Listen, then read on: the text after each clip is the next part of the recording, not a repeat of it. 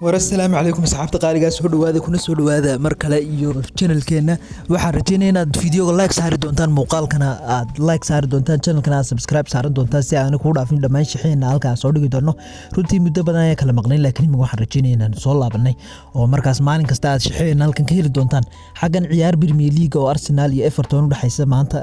markaas habeen 8 habeenimo ayaa waxaan saaranay in Arsenal ciyaartan ay badin doonto xagan kale si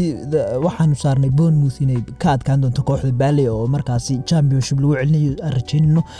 halkan Chelsea iyo Newcastle iska dhalin baan saarnay halkan ciyaar Bundesliga oo aad loo wada sugay ay jirtay oo Bayern Munich iyo Leverkusen u dhaxaysa Bayern Munich winkeega ayaa siinay xagan Frankfurt iyadana win ayaa siinay xagan of 2.5 goals ayaan ka qaadanay ciyaartaasi Wolfsburg iyo Hoffenheim xagan kale Atletico Madrid ay caaw ciyaar doonta waxaan saarnay in Atletico Madrid ay ciyaarta full time badin doonto xagan sidoo kale Real Madrid ayaa Elche u dhici doonta waxaan saarnay in Real Madrid ay Elche markaas ay tumi doonto sidaa waxaan rajeynayaa inaad idinkuna ka faa'iideysan doontaan shaxdan ani ahaan si markaas waxaan saaran doonaa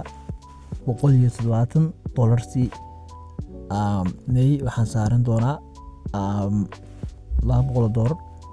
si aan u helo markaas $6,390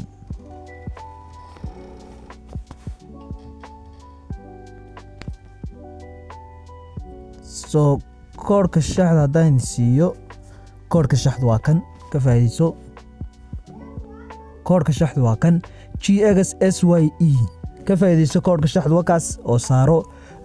waxaan rajeynayaa in win qaadan doono caawa